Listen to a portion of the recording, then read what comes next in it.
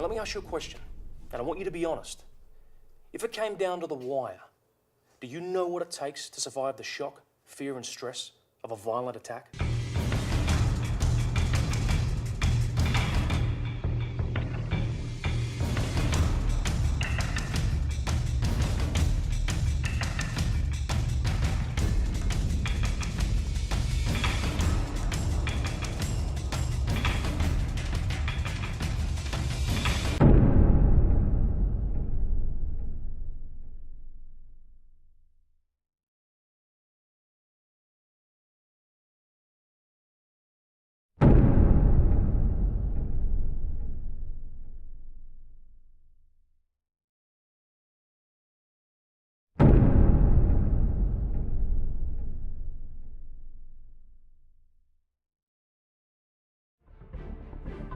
Krav Maga on one hand is extremely sophisticated, on the other hand, very simple. Dealing with weapons, dealing with grabs, dealing with multiple opponents, dealing with hostage situations, dealing with standing, moving, sitting on the ground in confined areas, everywhere. The approach for Krav Maga is overall preparedness against any kind of attack. In a mixed martial arts fight, it's stand-up, it's ground fighting. There are rules. On the street, there are no rules. It takes you from 0 to 60 faster than any other system I've ever seen. Or you can put it this way, that it brings you to a high level of proficiency quickly. That's what Krav Maga does. The Ultimate Krav Maga DVDs were developed for everybody. It doesn't matter if you've had no self-defense experience whatsoever, whether you train in another self-defense system, or you're a current student of Krav Maga, beginner, intermediate, advanced, or you're a Krav Maga instructor, you will benefit from these DVDs.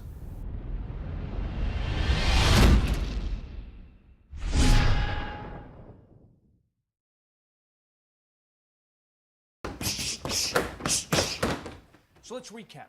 I've covered being more aware of your surroundings to prevent possible attacks, using objects in your environment within the law to aid us in self-defense, and we've introduced the important subject of movement. Now, we're not just going to show you how to make an effective strike using your feet, hands, elbows, or knees. You'll also be shown proper punching and kicking ranges and how to chain or link your strikes so that they flow smoothly and efficiently. Now, we will also address the important issue of gaps or dead space in our strikes, meaning that we need to ensure that as one punch is landing and recoiling, another strike is on the way to the target. Krav Maga does not train for competition or ring fighting. We are training to defeat one or more attackers who want to injure, rape, or in the worst case, kill us. Go! Time. Can I move around, Travis? Go! Time. Go!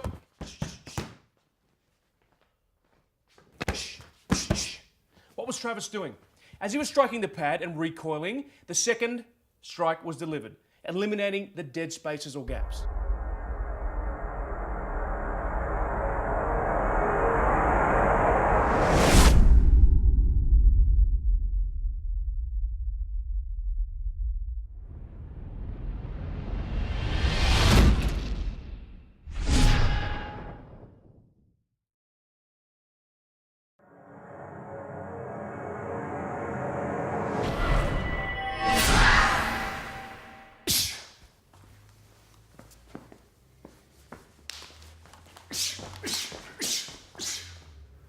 Good. Headlock from behind. Specifically, a bar arm.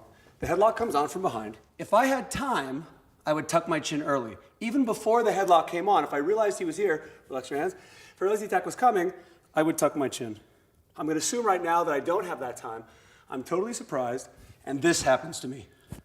From here, my hands are going to want to go where they feel pain. I make my hands like hooks. I pluck explosively. When you're training for a mixed martial arts fight, it's a totally different paradigm. You're training against somebody you know how much he weighs, you know how much he's supposed to weigh, you know what his style is, what his experience is, you've watched a video of him probably, and you get to prepare. You have 2 to 3 months to prepare for that fight. It's different. You have to work on a certain set of skills. You know the day and the time of your fight. If you know the day and the time of your fight, you can prepare for it. Krav Maga takes a different approach. You may not be attacked tomorrow, It might be a year from now, it might be 2 years from now. It might be the day after you learn how to defend yourself. It might be a year after you stop training.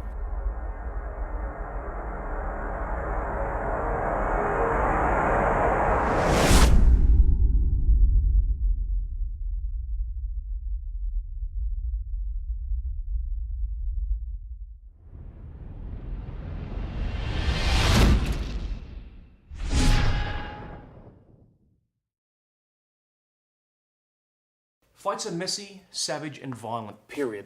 Now, someone sucker punching you in the face or kicking you in the head when you're on the ground can be life-threatening and is brutal beyond imagination. However, when we talk about fighting, what do we think of? Boxing, karate, mixed martial arts like cage and other championship fighting? Now, these are violent sports that present violence in a realistic way. However, unlike most of us, these fighters are top athletes who have years of dedicated training and experience. Now, they are some of the world's toughest fighters, and I have no doubt that most of them could survive an unarmed street attack. But remember, competition fights are governed by rules and time, enforced by a referee who can stop the fight. Now try to imagine what would happen if someone without this level of training is attacked at home or is involved in a fight on the street. Maybe there's more than one attacker. There are no rules. We have to do whatever it takes to survive. Now, thugs and criminals, by definition, don't live by our rules. So we need to train and mentally prepare for this eventuality by thinking outside the ring. Let's be brutally honest. No training can ever fully prepare us for the shock of a violent confrontation, particularly in a situation where we risk serious injury or death. This is where all of our awareness, movement, striking, self-defense training must come together and replicate these realities as close as possible. Remember, on the street there are no rules, and unfortunately we can't tap out.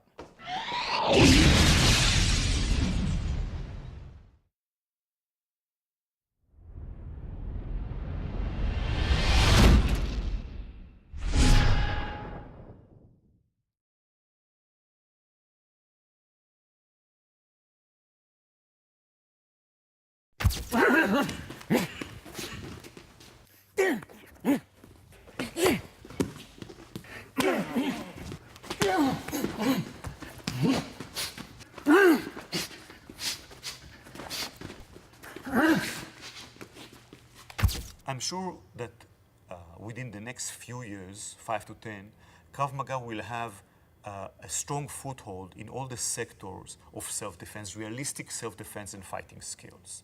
Whether for military, law enforcement, protection services, security services, and civilians. It is simple. Im used to say, everybody will come my way, meaning everybody will understand the necessity of the self-defense, defensive tactics, fighting skills, and will come in our way, because our way is to deal with realistic problems.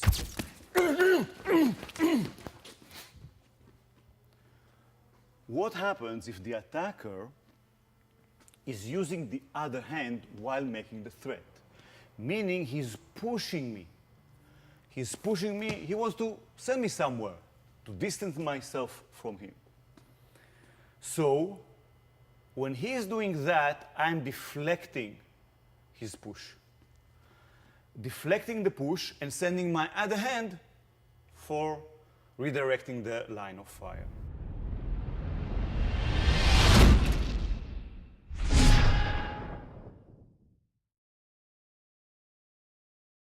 Warm-up is absolute key. If you don't have time to warm up for your activity, you don't have time to do your activity. Trunk rotation, punches, lunging, squatting all involve the joints of the ankles, the knees, the hips, as well as the trunk. If the spine is moving freely, the muscles around the hips and the pelvis have to have the appropriate length as well as glide in order to prevent restriction in movement, which will lead to repetitive stress injuries. The muscles in the chest wall close off the shoulder joints. In order to open up the chest and increase motion in the shoulders, a stretch where the elbows are pulled back, hands gently resting behind the neck can be performed with cervical extension to increase motion in the front of the neck.